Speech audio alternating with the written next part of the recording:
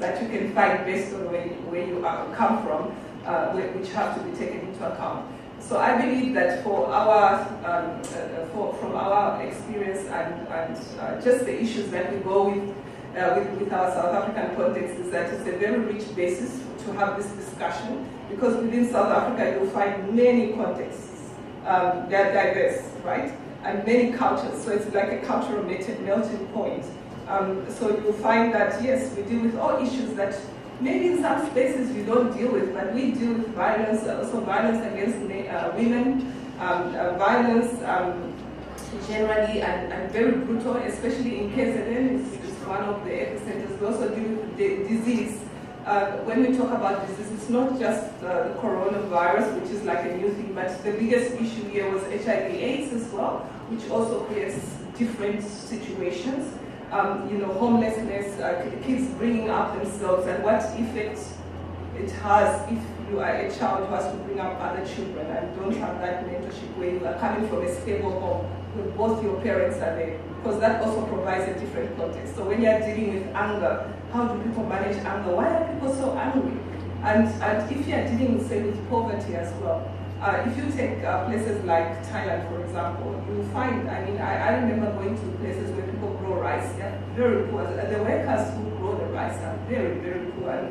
But the companies that buy that rice to export, they're filthy rich.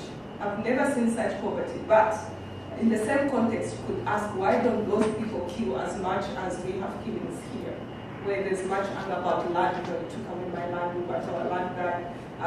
Why those differences? So it's important to understand exactly what are the economics, what are the issues, what are the underlying issues, what is really going on. So as people who are privileged, I believe each one of you is privileged because you come from a university, you are going to be the next generation that generates knowledge, and then knowledge generation has to be taken with responsibility. It has to be evidence-based, because people throw out ideas and say a lot of things which have no basis. So then again, you ask yourself, well, what responsibility do we have? So for example, I'll just give you an example. Yesterday, somebody posted something about saying that, you know what, if you are black, don't worry about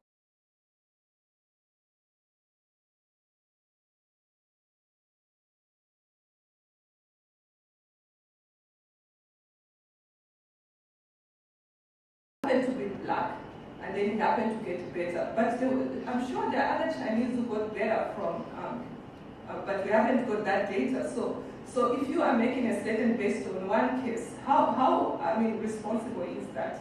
I think as students who are part of the knowledge generation, we have to take responsibility to understand how to produce evidence-based information, understanding the experiences that others go under, and then trying to put that together in order to come up with frameworks or ideas which can help us move forward. So I'm really excited about this workshop because I think that it has a basis for many issues that could be looked at. So basically, I just want to say that on behalf of the university, I do welcome you, but I also want you to take time maybe to get to know what happens in KZN and understand that you've got some field work, I noticed in the program. And Ella Gandhi, who is the granddaughter to Gandhi, and who is our former chancellor. She used to be the chancellor of the university. She's an amazing woman, actually.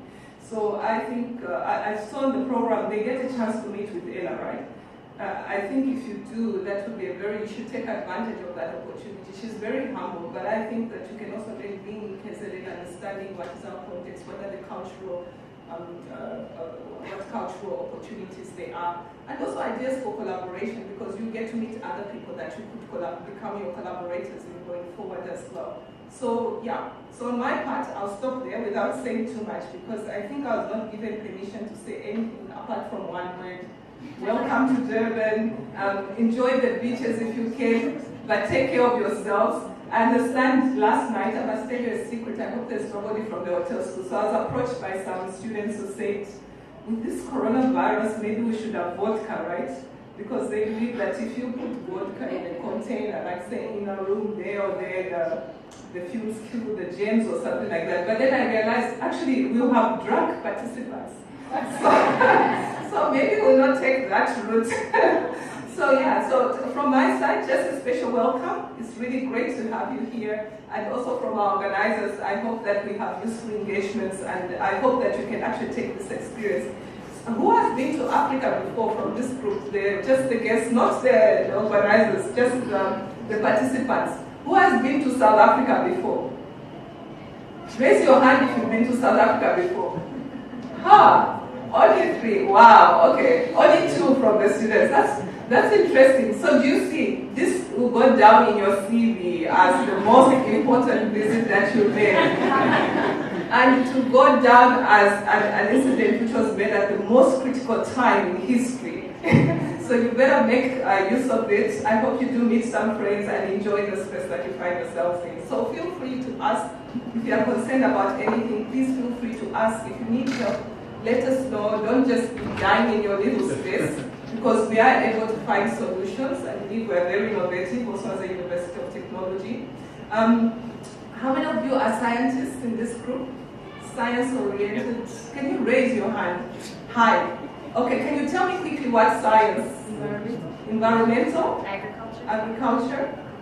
Agriculture? There was a hand there? Yeah, I'm a doctor. Medical, in which areas? A medical doctor, just general. Yes, general, yes, over there? Biochemistry. Pardon? Biochemistry. Biochemistry and? Medicine. Okay, so you're at the right place to come, because one of the things, so where we are, there's a health sciences faculty nearby.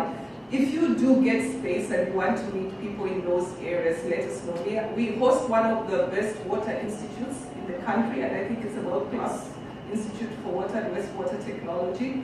So, and it brings together different groups, the biotechnologists, the chemistry people, and so forth. Environmental science is also part of that. You are welcome to see that state-of-the-art facility, if you can get some time to do that. So I'd like to welcome you, and think broader than just the workshop. If you want to sort of meet up with other researchers, you're also welcome to let me know, and then we can do that. So thank you so much, Program Director. I think I took my 20 minutes, right? Thank you. Yeah, okay, thank you so much. Yeah, thank you.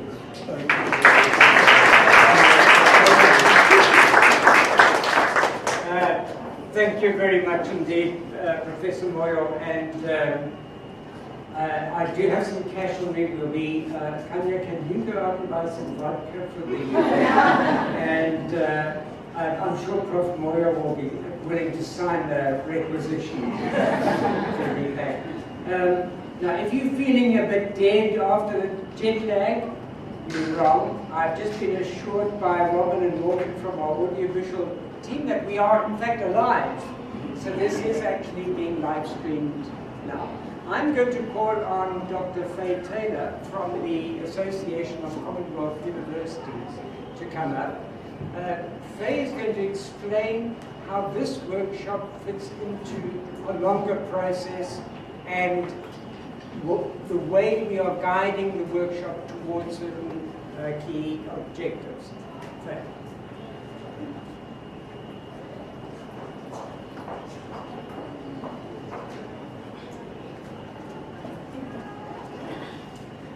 Thanks, Crispin, and good morning. Part of this, we live as the ACU to make it easier to collaborate across international borders. So, Commonwealth Futures, why are we all here?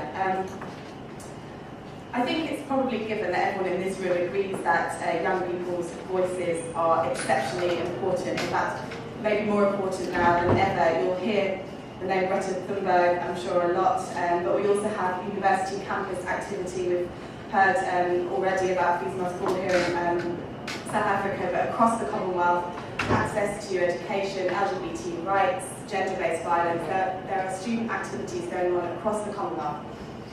And so when we were working, as Meekness said, almost a year ago now, at the beginning of the concept of this workshop with the British Council, we thought that we would focus on student leadership for social cohesion.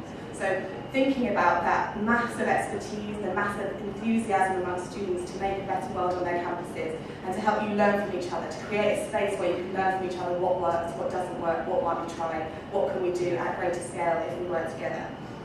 And we launched it last year in December. So the first one was in the UK. The second one happened about 4 weeks ago in India at Open Global University, and we've got 4 students, I believe, who were there too. So I just thought if you could just quickly identify yourself. So we've got a few old hands here. It will be a different week, so they're dotted around. It will be a slightly different week this week. We have different academics designing the programmes, that will be different, but the common purpose is the same. So we chose last year to launch because it was the 150th anniversary of Gandhi's birth. So Gandhi was an early Commonwealth scholar, we can say, because he lived, worked and studied in South Africa, in India and the UK, which is why we picked those 3 places to hold the workshops. And obviously you'll be familiar with him, his position as a lawyer, as an activist, and his role in non-violent resistance and the peace movement, as well as we've spent some time reflecting on his role as a contested figure in today's world as well. So this is a broad sort of sweep and an acknowledgement of Gandhi. So it's not a coincidence that we are here at DUT this week. As Professor Moyo mentioned, during a programme that's been led by the director of the International Centre for Non-Violence, which actually began its life established as an NGO by Ella Gandhi, the granddaughter of Mahatma Gandhi. And as Professor Moyo said, you'll have a chance to meet her later this week, which is a huge privilege as well. So each of these student workshops has convened students from across the Commonwealth. There are 13 different nationalities here, we hope, or arriving today in total, almost 40 of you together. And the main objective is to provide a way that will provide a series of activities that will make you feel more empowered when you go back home to your institutions to create peaceful change, in whatever field that makes most sense in your context. We want you to build that network, we want you to make collaborations that you can draw on, people that you can bounce ideas off of, as well as obviously the learning that you'll have from the workshops throughout the week. The 2 main political or policy-oriented forums that we are looking to create content and ideas from, you'll hear your ideas and feed into, that are coming up, are the Commonwealth Heads of Government meeting, which will be in Rwanda in June, and Going Global, which is a British Council event which will be held in London also in June, the week after CHOGM. We can't promise that everyone will have a chance to be there, but your voices will be heard there. So all of this week, we'll be asking you through the group work and through the questions that we ask you over dinner, etc., to be helping us shape the voice of higher education in those forums around the issues that we'll be discussing. So there are 2 huge opportunities. The Commonwealth Heads of Government meet every 2 years. And there is a Commonwealth Youth Forum before it, so there's a 3-day forum where the youth voice is fed into the processes for the Commonwealth. And Going Global, again, with really senior higher education leaders to get through that. And we're hoping that people will also join us online, so with live streaming, as Crispin mentioned, some of these sessions when it's appropriate, not when we're having more intimate workshops later in the week. But we're also hoping that people will engage with this on social media, and if you have networks that you want to share some of these discussions with, please do get them involved as well. But you're all here because you've demonstrated that you have the capacity to create change in your community, positive social change. And we think that education obviously is such an important part of that global picture. 60% of the Commonwealth itself is under 29 in age. And so you are all part of the leaders, the entrepreneurs, the researchers, the teachers, health workers, etc. of the future. You're the ones who are going to move the world forward, and so this is all about empowering you to do so. So do tell us what we can do to help, both during this week but also going beyond through your universities as well. I think Professor Moyo said a lot of this already, how important international collaboration is going to be for any role that you hold in the future, and for us addressing any of the social challenges, big global challenges that we're all really familiar with, particularly some of the cross-cutting conflict issues. I think we'll be talking a lot this week about personal experiences, but also national experiences as well, through the work that Crispin and his colleagues will be doing here. We at the ACU have been making a case for a long time that universities have a really, really important role in fostering respect and understanding and ultimately building peace. So we are hoping that the work we do this week can help demonstrate that further and help other parts of the world recognise that as well. I also wanted you to think of yourselves, there are some people here who will feel like leaders already, and there are others who will be questioning whether they are the right people to be here. You all are, let me start there. But the other thing to say is that influence is everything, from the micro-influencing that you can do through tweets and through positive change online to very big initiatives that you might be part of or leading now in the future. So there is a reason why you're all here. We're so excited to hear from you more. You're obviously getting lots of inputs this morning, but very soon we'll be breaking into sessions where we all learn from each other, and we'll be creating a space we hope you feel extremely safe to talk to each other, learn from each other. And there's nothing more powerful, we think, about the Commonwealth than that, because diversity is strength in this context as well. So as I said, we'll be looking forward to CHOGM and going global in terms of policy outputs, but really the purpose of the week is a development opportunity for all of us who are here today. So really glad you could all make it. We've got a couple more colleagues joining us later in the day, and I hope you'll make them feel welcome as well. But also I hope you enjoy being in Durban just as much as we are enjoying being here.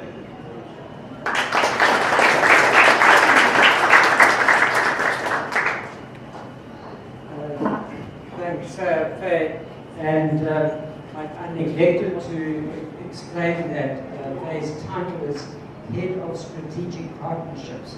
From my understanding of what the Association of Commonwealth Universities actually does, everything is a strategic partnership, so she does just about everything at the association. Faye's role has been central to this process. We've had the support here of Professor Moyo. From the outside, we've had Faye leading the connections to the whole process. But a critical person in this has also been from the British Council, Meekness Lunga, who is Science and Higher Education Program Manager for the British Council in South Africa. Meekness, please come forward.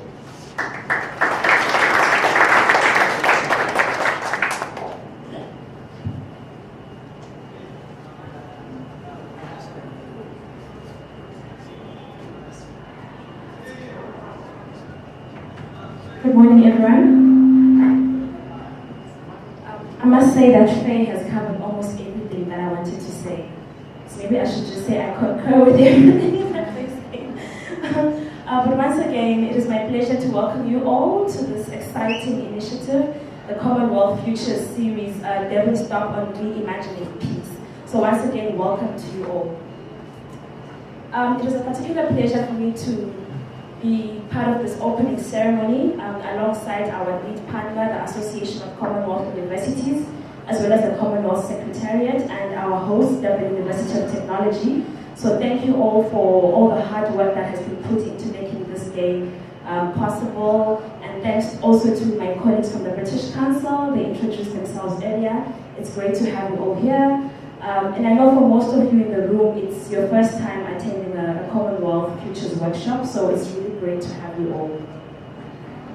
So as Crispin said already, my name is Meekness Lunga. I think I'm reintroducing myself now, but I'm the Science and Higher Education Program Manager at the British Council. And most of you might be wondering, okay, the British Council in South Africa, yes, we do have a global footprint. We are the UK's international organization for cultural relations and educational opportunities, but we are operating on the ground in over 100 countries. And basically our core purpose has always been to foster trust, collaboration and understanding between the people of the UK and the countries in which we work. So although we are only based in over 100 countries, our programs do reach most, if not all, parts of the world. So, I mean, just to tell you a little bit more about what the British Council does, I think it's quite a different organization. Some people perceive us as a funding organization. Some people see us as a development-focused organization, but we are what we call a cultural relations organization. So because of that, our focus is really on connecting people and building partnerships. So at the heart of everything that we do is people. And that's why today we're really excited to have brought together, in collaboration with the ACU, a number of student leaders from different parts of the Commonwealth to come and work together. So you find that in most of the areas that we work in, that's diverse sectors in the arts. We also work in society, we work in exams and English as well as education. We tend to do our work in partnership with other entities. So it's all about collaboration and fostering exchange and building those bridges between people from different parts of the world. And all that we do is really underpinned by the core principles of equality, diversity, and inclusion, which all aligns with the purpose of this workshop as well. So some of you may be wondering how this alliance came about and what motivated the British Council to be involved in this initiative. And you may also be wondering what happens after this. So what? After Saturday, when you all go back to your respective countries and communities, then what happens? So today I'm really here to answer those two questions, and I'll start with really what motivated this partnership. So as Faye mentioned earlier, the series was initiated in response to the commemorations of the 150th anniversary of Mahatma Gandhi's birth in 2019. And although each workshop has been designed to reflect the specific context and priorities of the three countries, the common principles that underpin all the workshops have been respect, tolerance, and understanding, and how that informs social cohesion. So these debates have been designed to give you, the student leaders, an opportunity to meet, to debate, and to decide key messages together. The debates also form part of a longer conversation about what is the role of higher education in building and capacitating leaders for the next generation. And I think it's very important because we are not only preparing you for leadership, but leadership in a very volatile and uncertain world. I mean, there's so many issues and global challenges that we are facing at the moment. So this is a very important initiative. So I'm very thrilled, as I said earlier on, by the coming of this to South Africa, because our focus as a British Council in Sub-Saharan Africa is really on young people. So we focus on creating opportunities for the youth, building their resilience, building their networks, and fostering collaborations between young people from across different parts of the world, and which is also aligned with the core purpose of the Commonwealth Future Series. So, moving on to the next question, which is what happens after Saturday, the so what vector. This is really a forward-thinking initiative in the sense that together with the ACU, we are determined to ensure that the key messages from you, the young leaders, will be embedded and sustained as an integral part of the development of higher education and society in general going forward. As Faye already mentioned, we feeding back what will be discussed here into policy discussions with the policymakers and other senior government officials. So my colleagues in the UK and Indian offices, having already delivered those two workshops in collaboration with the ACU, are already thinking about how to assimilate the key issues that emerged from those two workshops into the work that we are already doing. And moving on from this talk, we expect that the outcomes will feed into global discussions, dialogues, and workshops already mentioned by Faye, the Commonwealth Head of Government meeting, as well as the Going Global Conference in June in London. And already regions as far apart as Latin America and Central Asia have been showing an interest in the Commonwealth Future Series, as well as the key messages that have emerged from it so far. So the importance of these debates is really recognized across the Commonwealth already, and beyond the British Council and the ACU will continue to work closely together to ensure that we take forward these debates and discussions that will emerge from this particular workshop, which is the last in the series. So we are ready to listen and to engage with all of you this week, and I wish you all the success in the debates that will take place. Please feel free to integrate as much as you can, network. I know we have the virus, as Prof Moyo already said, but we're here to build our networks and to collaborate and to really get into rich discussions together. So please have fun, and thank you all for your attention this morning.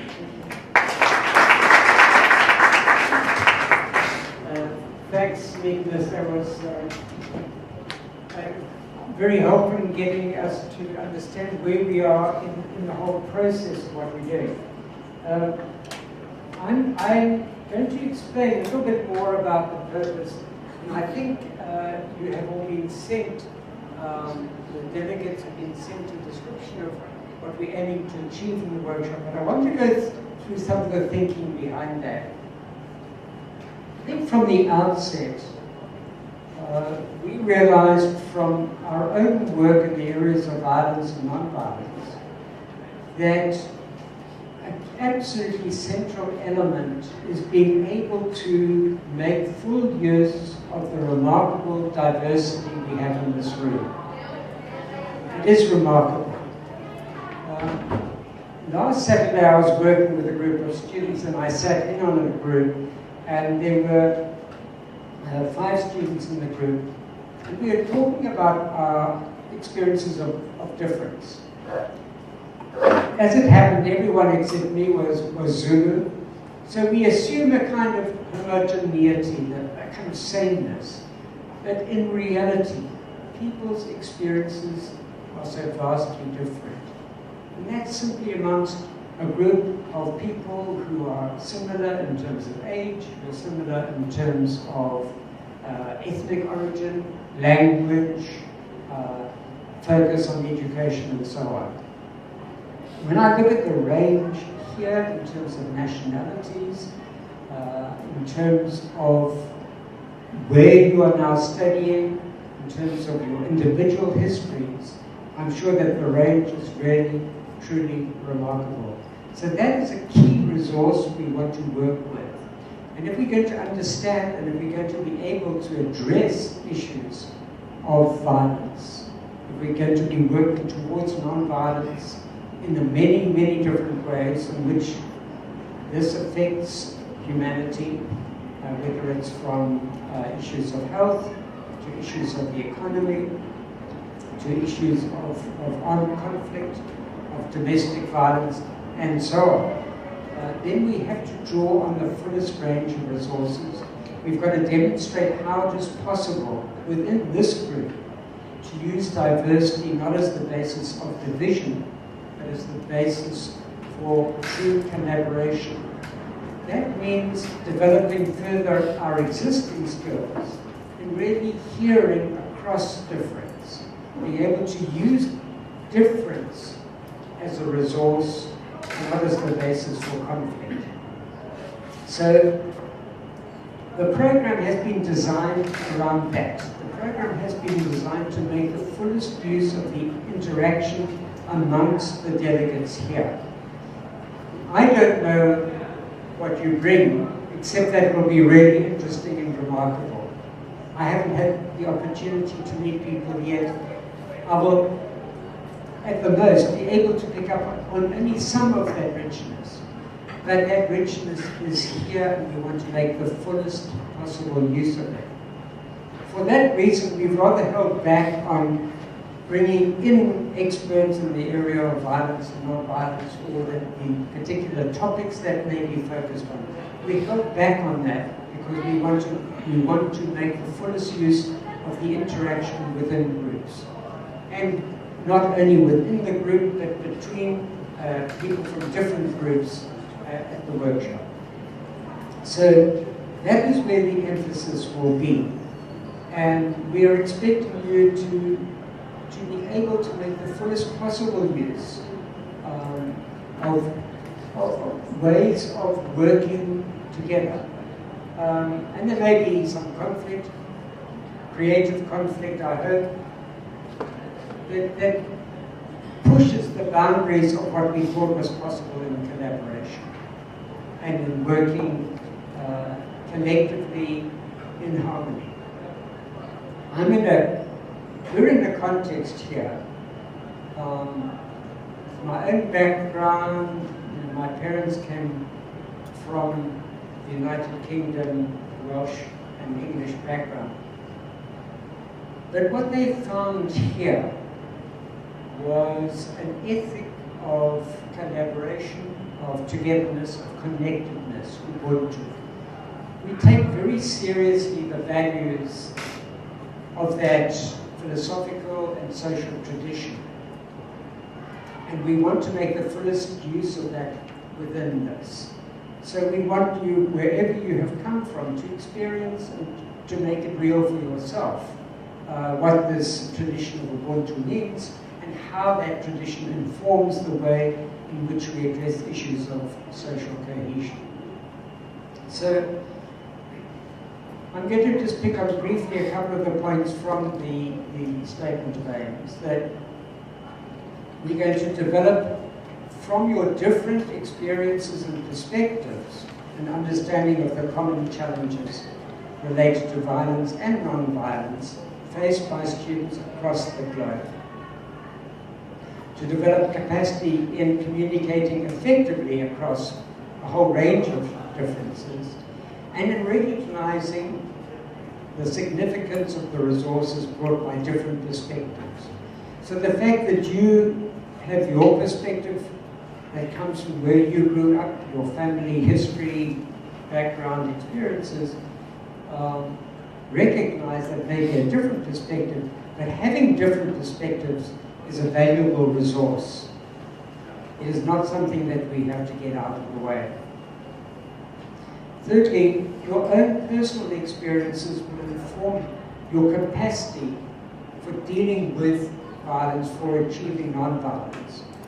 And we've all had experience in very, very different contexts of both violence and non-violence, of people's attempts to make things better within families. A couple of you are involved in a leadership program at UT, and we often talk about, well, who were the leaders growing up?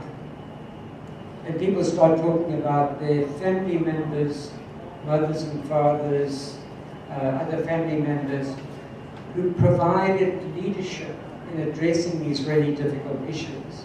So you have access to those histories, those backgrounds. Make the fullest use of them.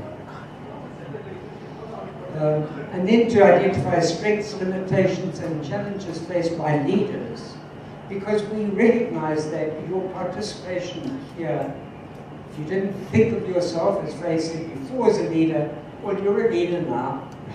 So we've anointed you all as leaders, and you're going to be facing difficulties and challenges and many exciting opportunities. But to develop imaginative visions of the future. That's why we call this reimagining peace. That it's really about developing your sense of imaginative possibilities.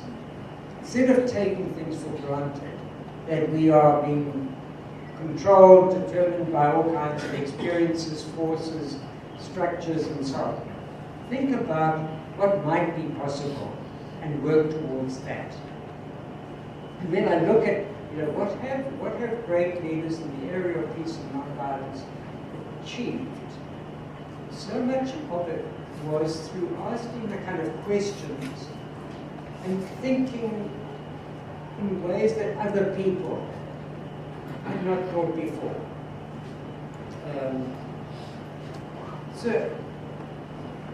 Thinking here at this university, we have a campus named after Steve Biko, Black consciousness leader, and I had the privilege of knowing him.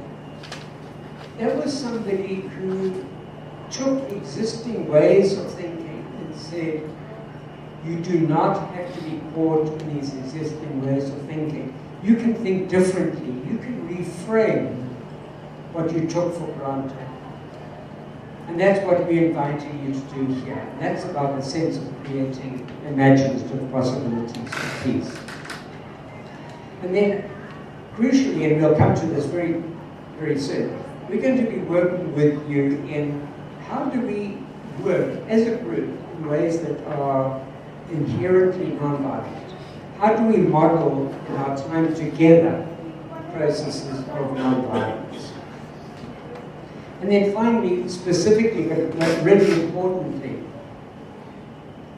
we will be, by the end of this workshop, developing a series of statements that will feed into the Commonwealth process, the Commonwealth heads of government meeting in Rwanda in June. And you will be representing very large numbers of young people within the Commonwealth and speaking about the issues that we face and the way in which we expect leaders to take action. So this will become clearer by Saturday. We'll be dealing very directly with what are the key messages that come from this group that we want national leaders to take seriously. We will be working here today, tomorrow, and Friday. And then on Saturday, we will be going to Gandhi settlement in Phoenix which is a really interesting place. I was first there, I think, in 1968. I must have been an infant in my mother's arms at that time, I'm sure, but somehow I still remember it. And that will link us more directly to that Gandhian tradition, the thinking, I think in particular of Gandhi's remarkable ability to advance the idea that what we do, we have to model peace. If we do not model peace, it's simply at the level of empty rhetoric.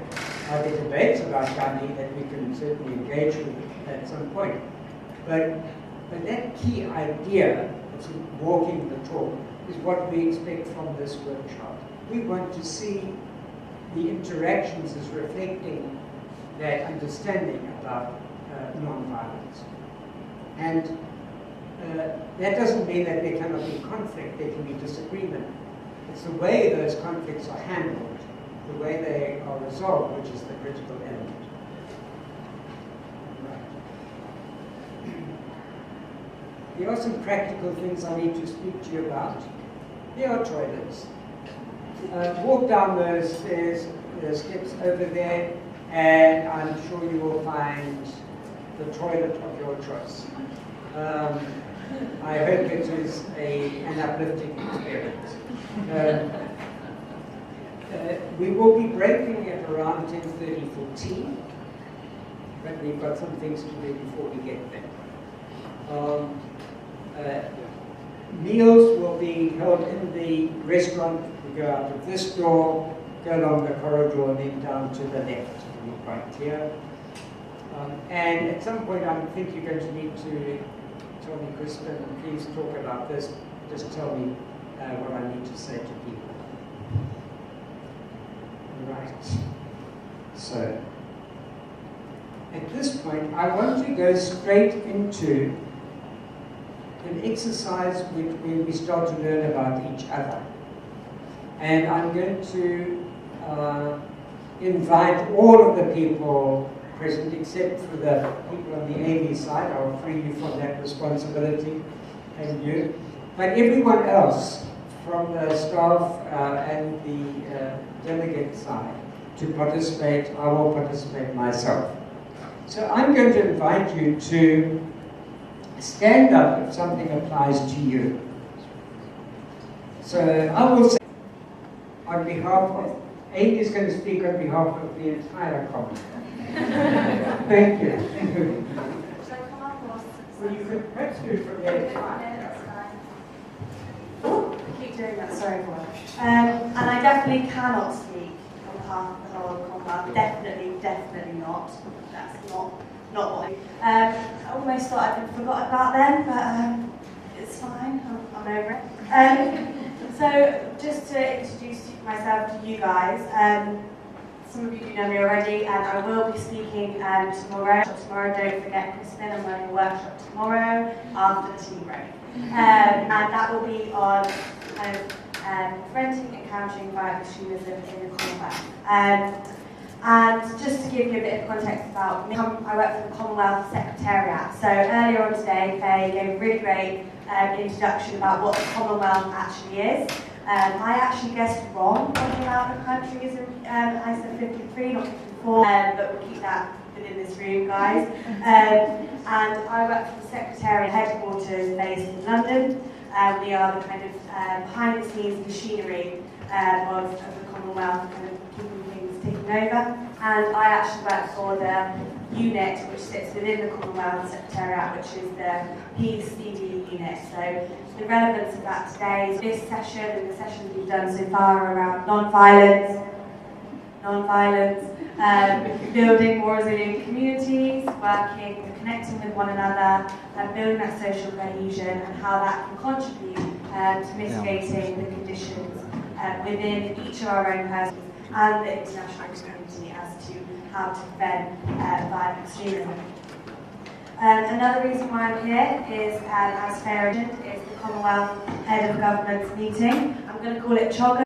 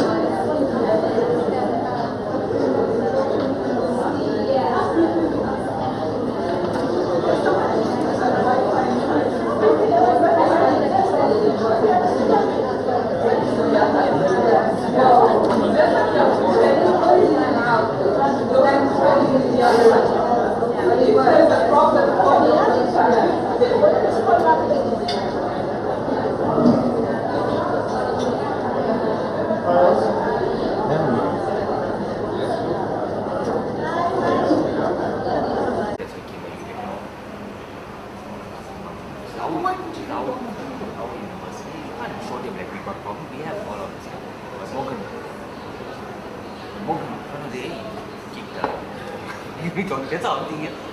To kick the ball to something like big now because maybe in the past you kick.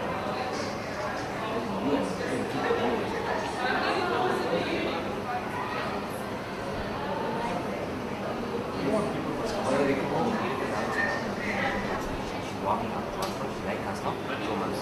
She had paid for a long time. Yeah, she should now. Yesterday I had a meeting with her. She's singing our tunes. He is the everybody is going to come. You know what? Those that have issues for things to hide are the ones that will.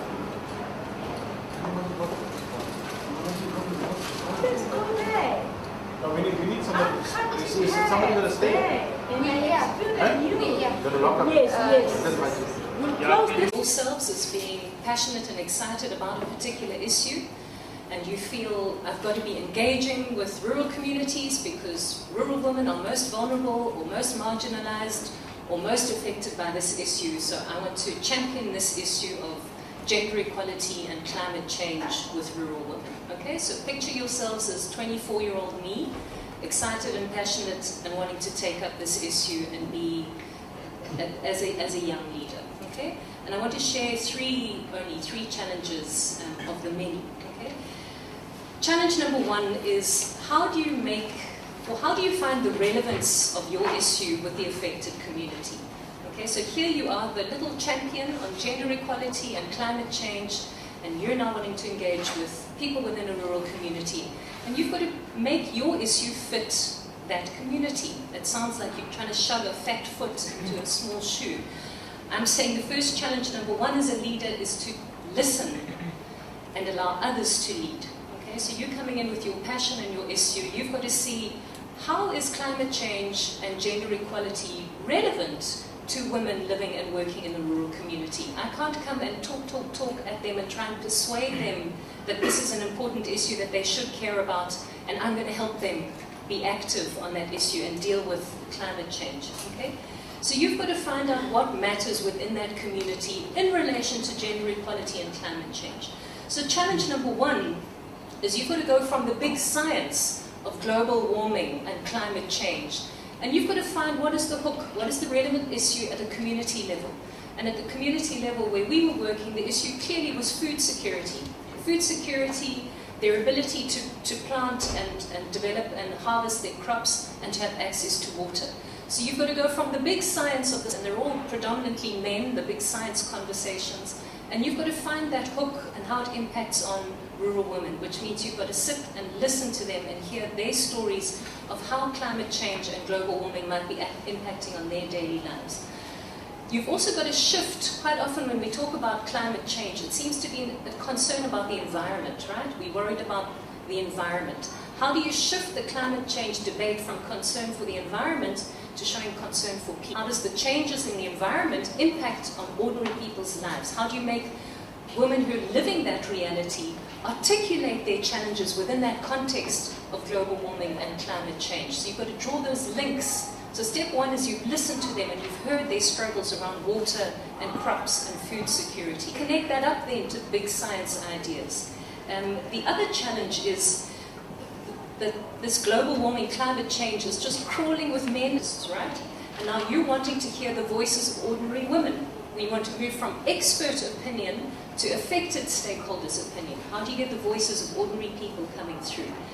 So our issue was, we've got to look at building resilience amongst rural women so that they can develop their own mitigation strategies and get the support that they need to be able to carry on cropping and being able to feed their families and having access to food and water. Okay, so if you heard challenge one is going from big science to the local issue by listening to people and hearing what their challenges and helping them see those connections with the big science idea. Challenge number two, little leaders. So there you are, you've got your issue already, it's framed from a local reality. How do you make an impact? How do you get other leaders to listen to you? Okay, you're a 24-year-old activist, you may be part of an NGO or part of a student movement. How do you impact on the policy debate?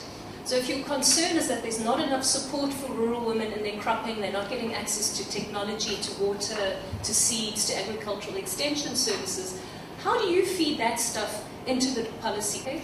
The questions you've got to deal with then is, who's doing the talking, first of all? Are you now the self-proclaimed leader amongst the rural women, or do you step back and allow women who are affected by that issue and empower them and enable them to speak about the issue?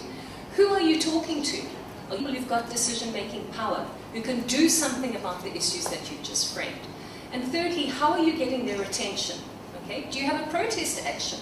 Do you burn something? Do you make a poster? Do you develop a submission and send it to Parliament? Do you try and get the media to come and cover your story? What are the best you can use to take your issue that's impacting on the lives of ordinary people and get it in front of the Premier or the Planning Commission in the province, the people who can actually make decisions about allocation of resources? That's good old-fashioned advocacy strategies. That's about mobilizing. First of all, there's an empowerment component there. You need to ensure that the affected stakeholders, that they've got access to the information, that they understand the issues, that they understand the and alternatives, and that they're able to articulate in front of policymakers what it is they want government to do for them.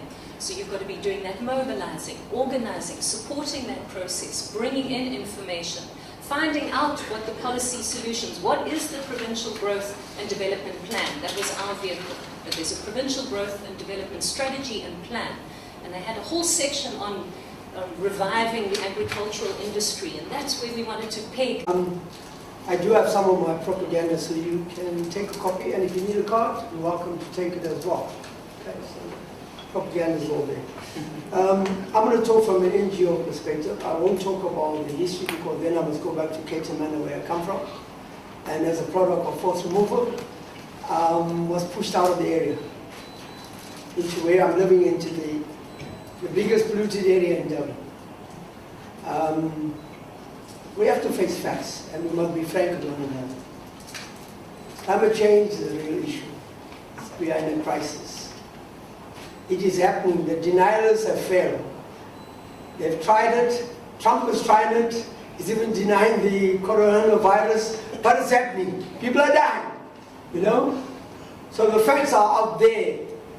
And you know, when I heard the story about, well, climate change is not real, in 1992, we had all the big NGOs in the UN processes, from Rio till now, at all the UN processes, and they've compromised the future of our young people. The crisis is all over. Whether it's the Amazon Valley, Amazon forest burning, all the fires in Australia, whether you're rich or poor, there's no get away from it.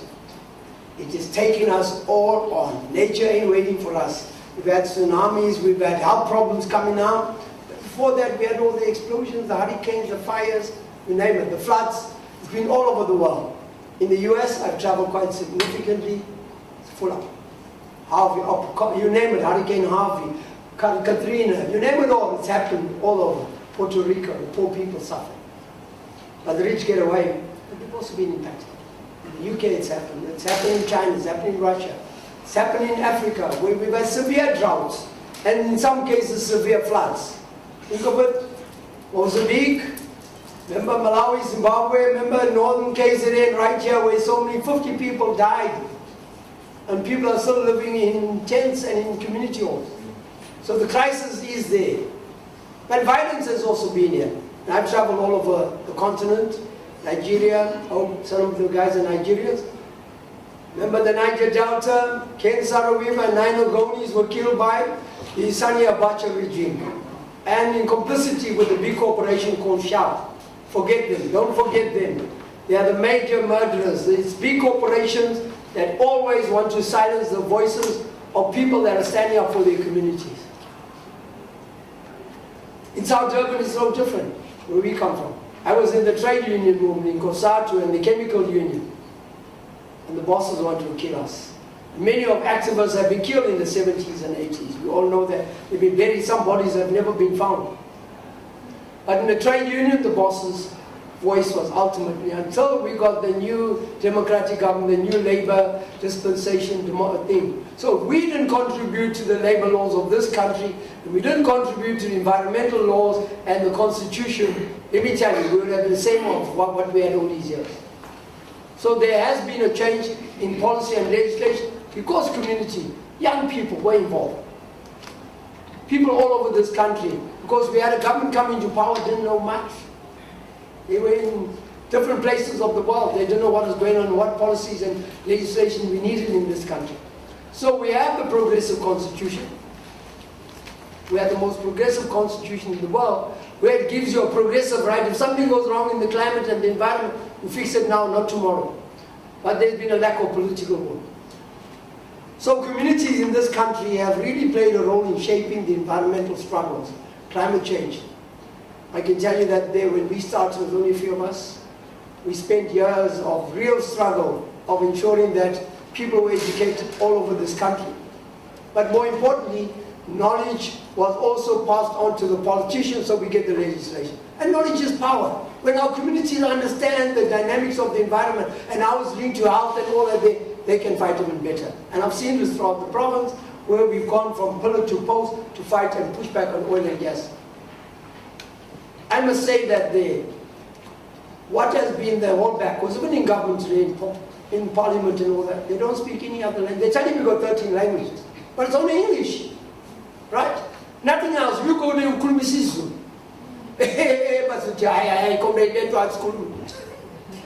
You see that? So language is still a problem that they don't want to overcome because they don't want to allow us to talk in our language. We should be allowed to talk in our language. Second thing is that all the documents are written in English. People that live in the areas, in the rural areas, where are they going to read English? They only know Zulu. So you are discriminating against people. And I think we have done some of the work of government to empower communities to translate things from Zulu to English, from English to Zulu, so that people have a knowledge of what, and this is what holds back knowledge. This is what holds back people from encountering that. And in all these processes, indigenous knowledge is ignored completely. So what has happened is that it's been a long walk of trying to ensure that you pass on the knowledge to people. Because even in other areas, you may not get that in rural areas. But in the city, urban state areas as well, they do the same. Now, what needs to be done is this. One is that the baton has to be passed on to young people.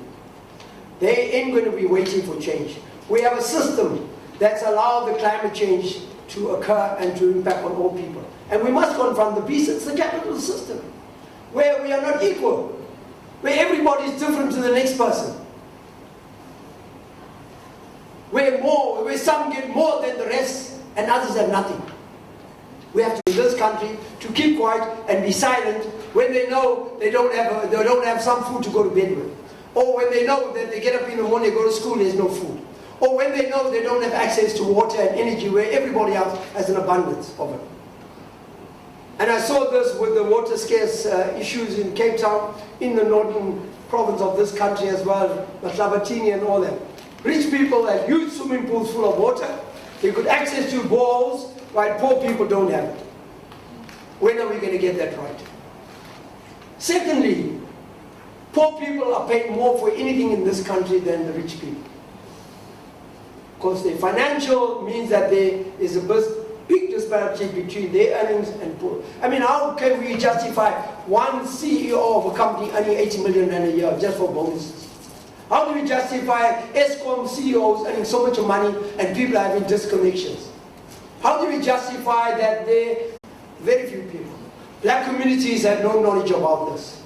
It was a pretty white communities that had more knowledge about environmental justice.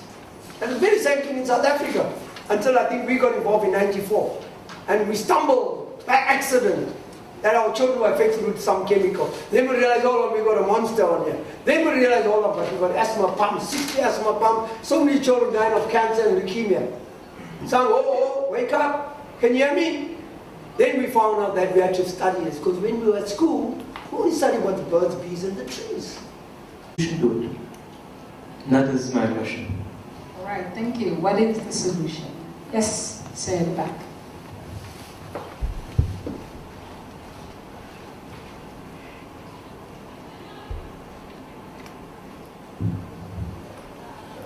I'm addressing my concern to Desmond about your journey through having your views incorporated into policies, and in highlighting what you went through, you said some of your colleagues along the line lost their lives and faced a lot of challenges.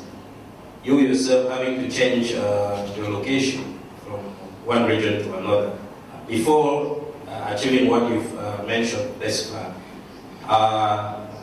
You did mention that it is up to us to face the beast, to confront the beast in the direction that we feel passionate about. I personally was a student leader at my undergrad, and shortly after I handed over the baton, there was the embracement of an electronic system in my former university, which raised some challenges, and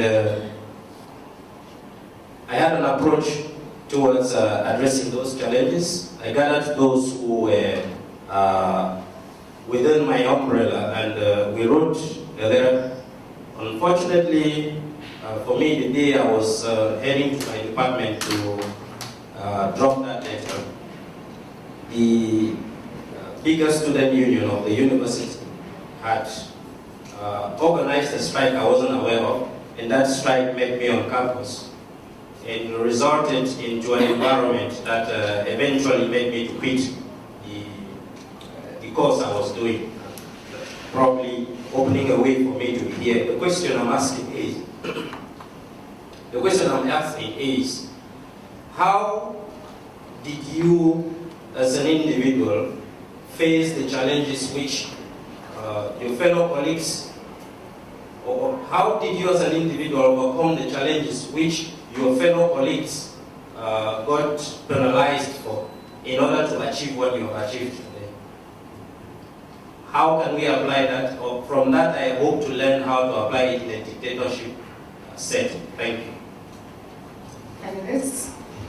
Thank you for those questions. I'll respond to your question, but I think I want to have a bit of a bite on Max's question.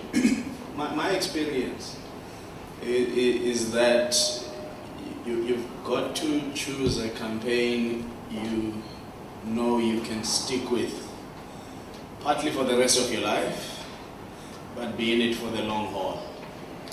Because there at least you are able to see incremental gains, even if it's 0.05%, but at least that gives you a bit of energy to go on.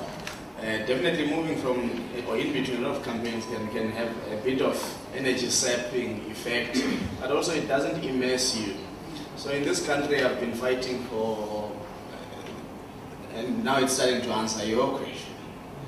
The problem that we have around the globe is that our political system is broken. Extremely broken. The unfortunate part about it, because politics are such a passion project, are such a resources project through patronage and corruption, but also they need a bit of foresight. Now, generally, there are fewer people with foresight to, one, say this system is broken, secondly, I'm willing to stand up for it. So all of the work that I've been writing about in the public domain in South Africa, I mean, all of the probably over 200 and something opinion pieces that I've done, some published, some unpublished, have just been trying to understand the anatomy of the body politic of South Africa. And that's why today I get calls from people I don't expect to get calls from. They say, let's meet and let's discuss because we think it's time for political reforms. I told them 10 years plus ago.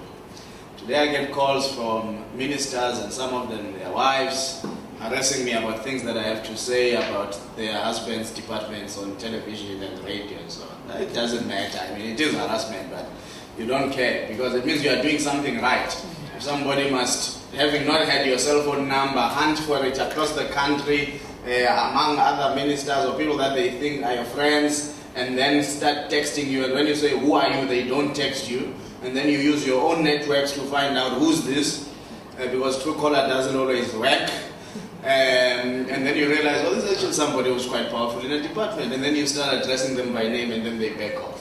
So there's also a lot of harassment that goes around and intimidation, because the idea is that you are young, I'm in a position of power, so you should be intimidated. Unfortunately, I long said to people, even death itself I don't fear. So, and that's it's not a heroic statement to make, but it's a statement to fix your mind properly when you are going to tackle a cause. That if it must bear costs that include fighting for your life, then let it be. And I think that's the other thing that we've lost as young people. A sense of conviction that is so deep that a cause can be beyond us. That is so deep that, because at least there are crumbs that we are enjoying from now. You know, you can fly to a conference in Durban. After conference, you'll find a nice pub by the beach and have a nice drink and all of that in Shaka Marine and so on. But the problem there, to focus on these small crumbs, is that we lose sight of what Des was talking about, fighting for the future. And unfortunately, I'll tell you now, the truth is that you said, will there be a world by then? At times, I think human beings are so stupid that they run themselves into self-extinction very deliberately or unwittingly. So I may give you hope.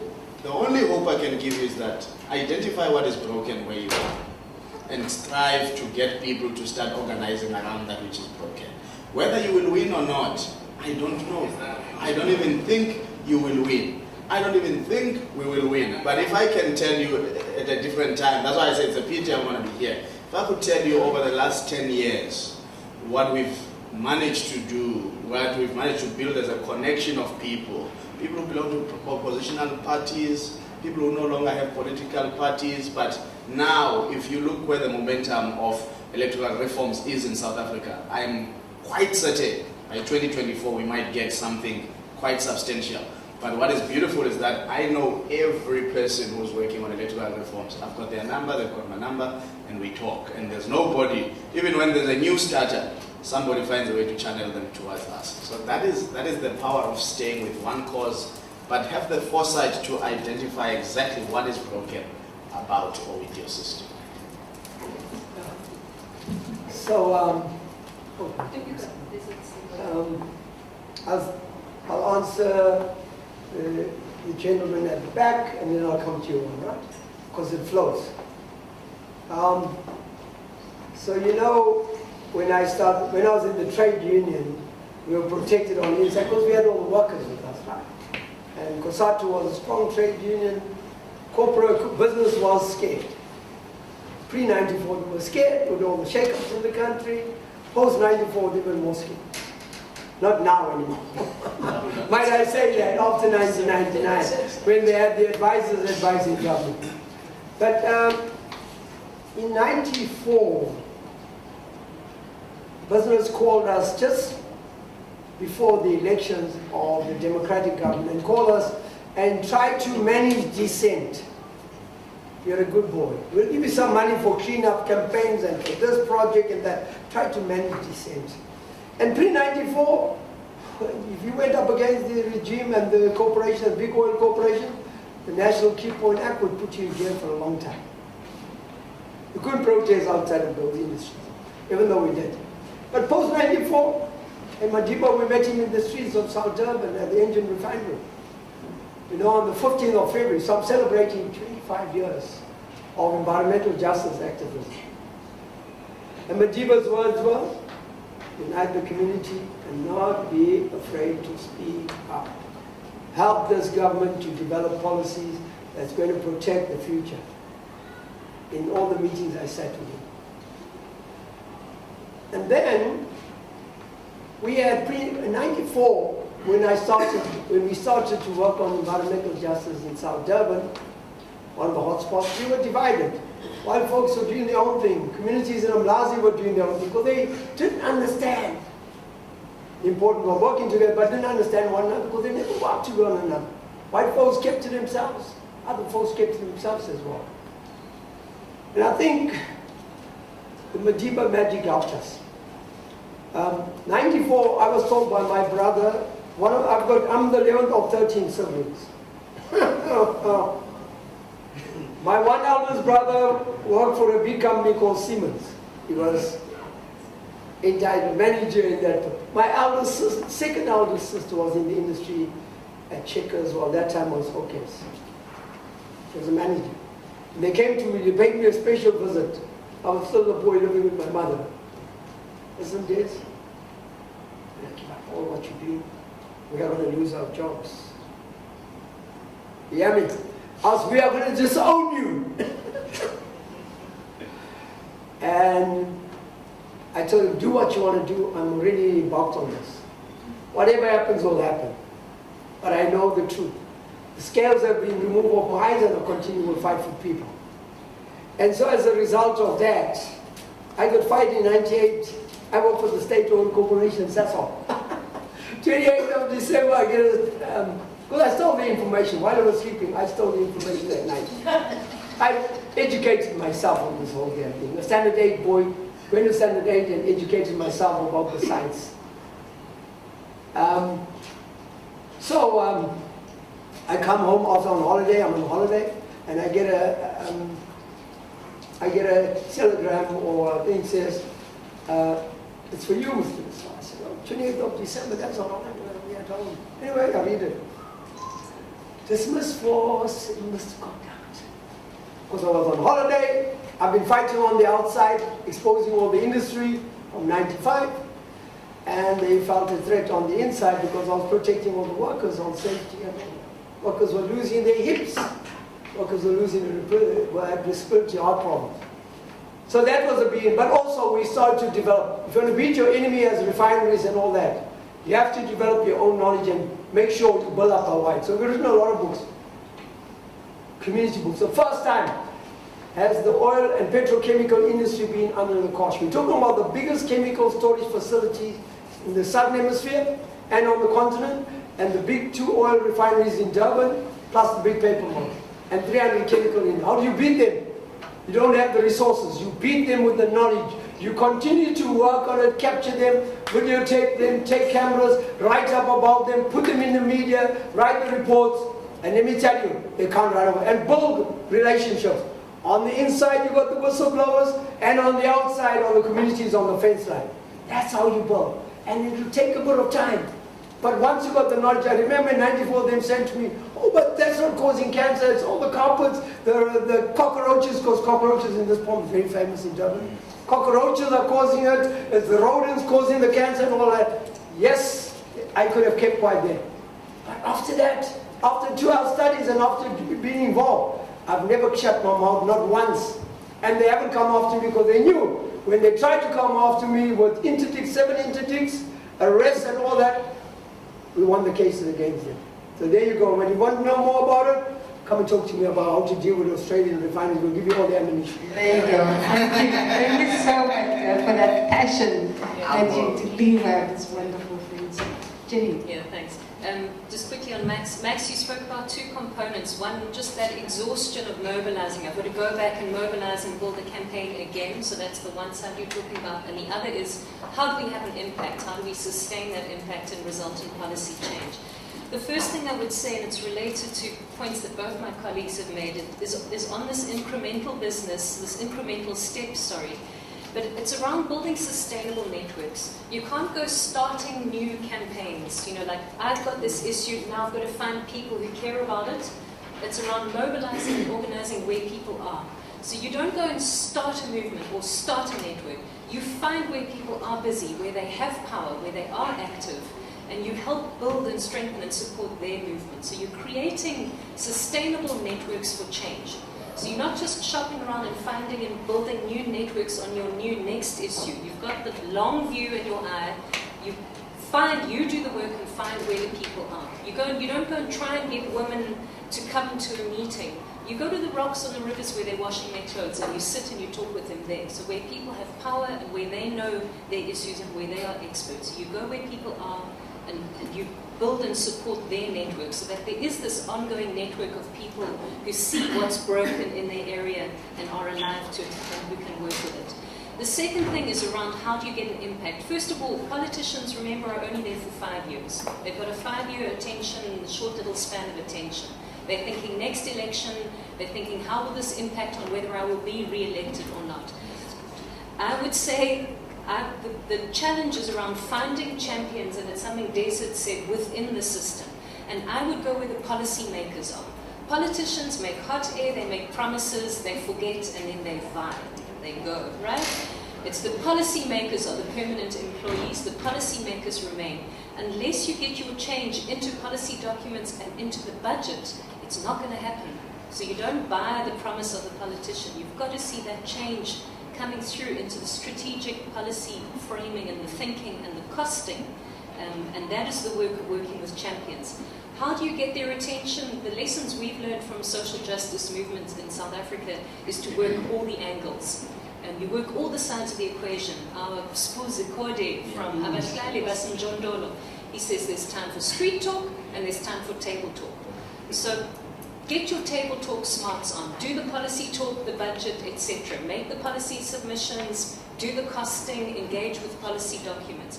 But don't forget the power of mass mobilization. That's the power, and that's where you go back to and you call on your networks and you're engaging with your networks. And then finally, don't forget our courts. My colleague here says the justice system's broken. We're busy creating new law students and working with strengthening those systems. We can use our courts. If they're not listening to you, then you use your courts to point out how they're obliged to make those changes, how the way their current action and their current policies violate international protocols, violate constitutional rights and the Bill of Rights, and you use the courts to push for change. Thank you so much, Janine. I see the hands, but we just need to release Mr. Mnguni. He has said that he has a class, so thank you so much. You'll join us for dinner. Excellent. All right, so we are continuing with this discussion. It's eating out, right? So much to learn. I see hands, okay? I see, because your shirt is very bright, like I can't ignore it. So I'll start with you, and you'll be my second, you'll be my third. I'll put you as a fourth, because I'm going to have to close it, because we're over the time. We need to move into the next session. So I'll take these four. And this discussion is not going to end now. We're going to talk more about it. We're going to talk more about what leaders have shared. So this is the basis of our discussion. It's going to help us as we build our engagement for this 4 days that we're together. Yes, ma'am. Actually, I was going to direct this question to Lukhona, but anyway, I'll continue. Yeah. So currently, the University of KwaZulu-Natal had a strike where students were academically and financially students, and the registration day closed, and a lot of students had to go home because they did not have money to pay for the studies. So my question was, how or why do we as society, as big corporates or these big influencers continue to turn a blind eye to such an issue that also directly or indirectly affects climate change? Because a lot of young men are going to go home and they're unemployed, they're not skilled, and same as women, a lot of women are going to go home, and most likely because they don't have anything to do, these young girls will get pregnant and they will add more population to an already strained planet of people. So it's going to increase the growth of the population, which means more industries are going to have to produce more goods, which will be more strenuous on the climate. So it's like, this is one factor that we turn a blind eye to, that we don't realize that if we don't take care of young people and we actually send them home, or we turn a blind eye to the fact that they won't be doing anything for the entire year, there's a high rise in unemployment. But then we want to go and do these workshops and in these rural areas about climate change. It's like they don't care about that anymore because life has been unfair to them already. Connection. All right. Son. Hi, my name is Kyla. This question is for Janine. I've done some work with some NGOs, so most of my work with activism around gender-based violence and things of that nature. In my gap year, I worked for our local agency called Director of Gender Affairs, and I was a part of a lot of the outreach work. And in regards to like mobilizing and getting the community involved, while we did use art, various mediums to engage and to go into the communities, getting the young ones involved, old ones involved. One thing that I found that is still really hard to do in some communities in that sense is getting them to see that this is a problem, like they've been affected, or what are the cases. So whether it's the more rural communities that we're going to, or when we headed to the churches, because we reached out in the churches, that's also important when it comes to religion. But in that sense, they're setting their own ways or the societal norms and things like that, that we weren't able to make the impact that we hoped in that sense. I haven't been there for the last few years, so I don't know how things have changed in that sense. I know that they're still doing amazing work in that regard, but how is it that or what can we do to help bring about that change in mindset to people that are already set in their norms or traditions or culture, religion, whatever it is that's stopping them from realizing that they're being affected by violence or whatever the case they might be affected by. Thank you for that question. Hello everyone. My question was going to be to Mr. Mnguni, but unfortunately he's not here anymore. But he mentioned something about toxic competition. And I want to speak on that in terms of societal pressure as well. Because I'm going to speak from a black woman perspective. I believe that within us, well, me as a black person, I already have a lot of factors that influence me trying to make it into the world and trying to be successful.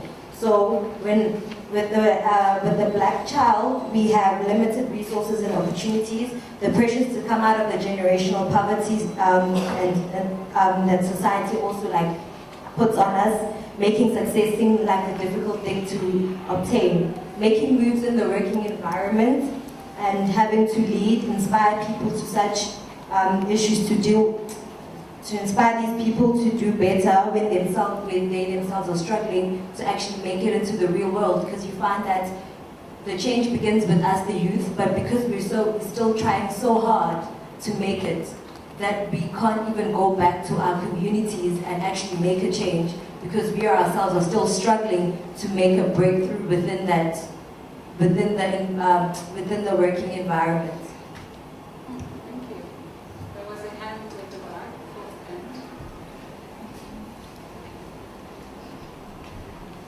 Thank you so much. My name is Panelists. So what I wanted to comment on basically was, you raised a point, okay, it's sort of different from what I was going to say, but I'm going to start with you. The UK is an instrument, so it has been going on years, whereby we facing financial exclusion. Yeah. But what I want to talk about in terms of, you were indicating that all those big corporate companies, they may be exploiting us students and stuff. One thing we need to understand is, or I feel like we need to understand, is that a university has become a business, right? So now they have to pay salaries, they have to pay, support staff and all the stuff. I understand that. But the thing that is bothering me as a leader also in my, campus and my university is that the students have a sense of entitlement. They have a sense of entitlement that even scares me when I talk to them. I should have funding. I should have a race. I should have this. I should have. What are you doing to get it? You go to their marks, they're getting 50s, but they're getting all the support. I'll just talk about UKZN. UKZN has mentorship. UKZN has counseling. UKZN has libraries. I mean, I'll just talk from my university, but then now, as us students, as black people, what are we doing? What is being instilled in our minds for us to take responsibility? I think in AR, someone said, knowledge generation is responsibility, something like that, right? Yeah, okay, those who can still remember. But what I want us to take is that we need to be responsible for the things that we want. We need to be responsible for the things that you want to achieve and not expect the other person to just hand it over to you. Because now this sense of entitlement is really bothering, because you would not do anything. That person sits the whole day at rest, and okay, I'll just do it from there now. Okay, but I want us to channel or change the sense of entitlement in saying that sometimes you also have to take 2 steps. Change this culture of entitlement. Thank you. Okay, let's give it to our panelists and let them respond. If you could take on Lukhona's questions as well, that would be great. Thank you. Okay. I'm going to start with Kyla's question. And as an example, we were working with a community in Mzolo, which is our south coast area, and we were concerned about the issue of forced and early child marriages. So we were in the community to have a conversation around not having girls of 14 married off. The people who accosted us, who were angry, were the mothers. The mothers were saying, we want our daughters married, we don't want them to be teenage and pregnant, and we want them to have a husband who will look after them. So it was the mothers who were opposing this external intervention to try and eliminate early child marriage. So your question is, how do you make people see how they are affected? How do you get them to buy into the idea and buy the support? You cannot bring the change as an external person. You are a resource only as an external person. You have to find, again, it's the point is find the local action and find the local groups and show them, just like we did with climate change, how does this connect with your issue of poverty and education and aspirations of those children, and pointing out what happens when young girls marry, that when their education is disrupted, what impact it has on their health. But the point is to find local champions, local leaders. That issue has to be taken up by local women. You can't picture me as well, coming as a white woman. How dare I come in and wag my finger at anybody and tell them how they should or shouldn't live their lives? But it's finding the unlikely champions, and our champions turned out to be traditional leaders. Now you would think that would be a patriarchal structure of men, but the moment you bring traditional leaders, Amakosi, on board, and they take the stand that no child in my village will marry because we want our youth to be educated, because we want our youth to climb out of poverty, because we want development in our community. So instead of seeing chiefs, Amakosi, as opposition and old and patriarchal, it's finding those commonalities. And it goes back to the first question, the UKZN, how do we get corporates interested? We have to show people how our futures and how our futures are connected and how these issues impact us, on us. So to your question, it's find the local champions, get local champions to speak out, and then you ask, how can I support you? I can bring you information on the law reform process that's happening. I can help you get the National Prosecution Authority to come and speak to people. So you're a resource, but you're not the instigator and you're not the leader. The activists come from within that community. And then kind of across some of the other comments, I hear, the comment around toxic competition and pressure. In all of those instances, Pamela as well, it's this issue of solidarity. Des made this point of organizing across your networks. So maybe you're a network of students, and maybe you're a network of people campaigning around energy and its impact on the community, is finding other stakeholder groups who are also affected by your issue. So if you're campaigning on a gay rights issue, don't only look to your local gay rights networks to stand up and speak out on your issue.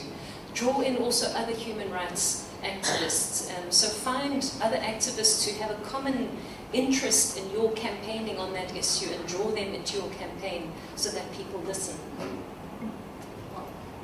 Thank you, Janice. Yeah. So I was going to say that, we have to look, if we want to go forward, we have to look at our past. And it's not only looking at our past as the type of education where we come from, and also our parents earning different salaries. If they work for government, they're earning a different salary. If they work for corporations, earn a different salary. And yet, universities will charge the same fee across everyone. So we have to look at that, and we have to be frank with one another. Trouble, the universities need to open up much more. Not only talk to this CSR and all that, but in the different lecture rooms, this conversation should be taken across. Finding out what is the best method, because what has happened is that universities have been privatized. After 94, where there used to be pre-university, some education for free, post-94, privatized all the universities, all about cost and recovery, and that has an impact on every student, irrespective. So poor students are the worst off. And we need to confront them. We can't allow that to carry on and not discuss it. Can't be that the inequalities can just be changed and all of a sudden the parity of paying fees and all are the same. Why not there be a different scale? So that has to be looked at and has to be discussed much more, and then we can talk about the entitlement and all that. I think that conversation is so critical. But if we don't do that, people will feel well entitled, and it will continue and continue unless we confront that in every sphere that we have. You must remember also government post-94 came out with this concept, well, we're going to break down all these different schooling institutions, we're going to collapse it into one. They never considered how the scales are going to be. So they should have. And they should have put in place mechanisms to protect those that are vulnerable. They didn't do that. This is happening not only at universities, might I say, at all schools, in every area. It all depends on money. School fees have gone up 100 times more. If you don't have the money, your parents are unemployed, or they're living off state grants, you're out of school. Simple as that. You're not treated. You're not taken care of. You're isolated. It's all that happening in the schools, right? So we see that, we hear it because we live in the communities and we deal with it, we know what's going on. And it's no more a place where there was a sense of that the teacher had more care for everybody. It's a place of I'll have a care for a few. I think that needs to be confronted. I think the government didn't help education for all. What does it mean for people? They never came out and defined it. They never defined it to say, well, those that are vulnerable will take care of it. Everybody gets a bursary or some sort of stipend or subsidy, whatever it is. Same thing with houses, houses for all. The poorest of the poor are still living in jondos, in shacks. They're not getting houses for all. So how do we confront that? This issue of toxic, it's a universal right on education, right? That all child should be afforded education. But in South Africa, it was post-94 constitution should have been the first doing it the right way. And instead, we're still grappling with it. And we still don't want to confront it. We're far away. The politicians are saying, only during the elections every 5 years, free education, free education. What does it mean? Do they confront it? No. And when it comes to the budget, you're Tito Mnguni, most of the budgets are put for big infrastructure projects. Not for the needs of the people of this country. And you failed by not confronting that. You must confront it. You must make sure that before the budget, you put out your own budget, what you want. And make sure you mobilize across so that we know that a vast amount of money is coming to the poorest of the poor and students that need it the most. Might I say that, yeah, We won't break the cycle of poverty unless these budgets are reframed. Because the budgets are written on to represent Moodley not downgrading us, to represent the World Bank, to represent all these international financial institutions. It's not the views of the people of this country. And I think we have a right to, and you should spread it over in every university and every room and tell them you're available to come and educate them and fight and take it on. Because that's what should be taken, that's how we should deal with it. I think that this whole issue of toxic pollution, competition, politicians are saying things that everybody just says, yeah, I agree, yeah. And a few days down the road, I was saying something else. Same person is saying something different. So we should build our own resistance, our own movement that's going to be long-term, that's going to look at these things. Because you're also going to be a parent one day. And you want to make sure that your kids have been provided for. So build things at a local level. I must just say at the university, if you look at the research projects and all that, they doesn't even look at salary, it doesn't even look at, I know that 2 weeks ago I was one of these campuses at UT and they got the most state-of-the-art building, but nobody to work there and nobody to educate the student.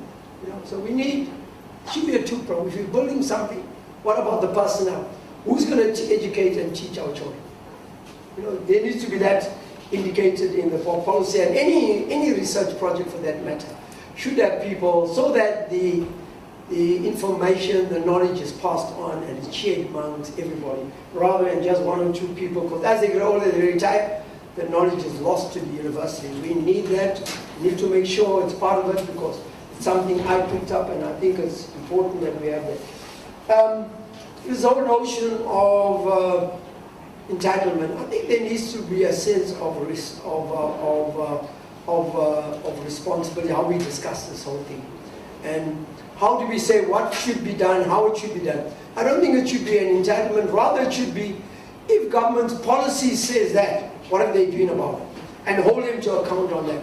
It's not an entitlement. I wouldn't call it a sense of entitlement. I wouldn't call it that the government has failed. It's put out these nice policies and legislation and all that, but ultimately they don't put a budget to it, they don't provide it and all that there. And I think it's a sense of that, don't do things, don't put out all that, they don't put it in the constitution and say, we as government, look what we're doing.